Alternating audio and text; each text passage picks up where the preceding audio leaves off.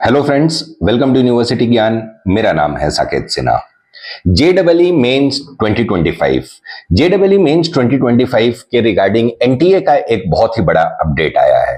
Friends, NTA ने अपने नए लेटेस्ट नोटिफिकेशन में जेडबलई मेंस 2025 के एग्जाम्स के पैटर्न में चेंजेस किया है। आज के इस वीडियो में हम लोग फ्रेंड्स पूरा एक कंप्लीट डिस्कशन करेंगे कि ये जो पैटर्न चेंज हुआ है वो पहले क्या पैटर्न हुआ करता था, 2025 एग्जाम जेडबलई एग्जाम के लिए क्या नया पैटर्न उन्होंने इंट्रोड्यूस किया है और इस नए पैटर्न का कट ऑफ मार्क्स पे क्या इफेक्ट पड़ेगा। फ्रेंड्स देखिए, जैसा आप यहां पे नोटिस देख सकते हैं कि जो एनटीए द्वारा नोटिस जो पब्लिश हुई है 17 अक्टूबर 2024 को, उसमें एनटीए ने साफ साफ कहा है कि जो पोस्ट कोविड कोरोना 19 जो कोविड था, कोविड 19 के वजह से जो एग्जाम्स में के पैटर्न में, जेडबलई मेंस के एग्जाम्स के पैटर्न में जो उन्होंने चेंजेस किए थे उसको ये लोग अब पीछे ले रहे हैं, उसको टेक बैक विड्रॉ कर रहे हैं। And NTA will be switching to the exam pattern which was existing pre covid, मतलब कि कोरोना से पहले जो एग्जाम पैटर्न ये लोग फॉलो करते थे उस एग्जाम पैटर्न को अब 2025 से ये लोग फॉलो करेंगे। अब देखिए फ्रेंड्स, कोरोना अभी तक क्या होता था। देखिए फ्रेंड, जैसा आप यहां पे देख सकते हैं कि जो कोरोना के बाद जो इन्होंने नया एग्जाम पैटर्न जो लाया था उसमें जो सेक्शन बी था, जो सेक्शन बी के क्वेश्चंस आते थे, जो न्यूमेरिकल वैल्यू क्वेश्चंस होते थे, उसमें इन्होंने क्या किया था कि 5 क्वेश्चंस, उसमें जो 5 के बदले 10 क्वेश्चंस रहते थे, जिसमें 5 क्वेश्चंस आपको अटेम्प्ट करना रहता था। मतलब कि न्यूमेरिकल वैल्यू सेक्शन बी में न्यूमेरिकल वैल्यू जो क्वेश्चंस होते थे उसमें 10 क्वेश्चंस रहते थे, जिसमें से you had the liberty to answer 5 question, जिसमें आपको केवल 5 क्वेश्चन अपीयर करना पड़ता था, आपको अटेम्प्ट लेना पड़ता था। तो ये अभी तक पैटर्न फॉलो होता था कोविड के बाद।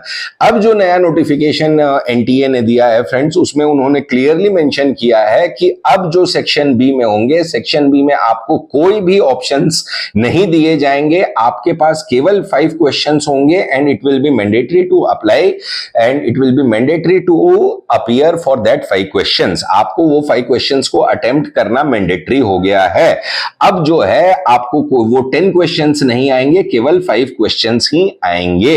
तो इस चीज को आप ध्यान से समझिए फ्रेंड्स। जो पहले रहता था जैसे कि 20 क्वेश्चंस आपको physics, chemistry, biology section A में रहते थे, सेक्शन बी में देखिए, सेक्शन ए में पहले 20 पीसीबी, फिजिक्स, केमिस्ट्री और mathematics, I am sorry not biology, mathematics, physics, chemistry, mathematics में 20 क्वेश्चन सेक्शन ए में रहते थे।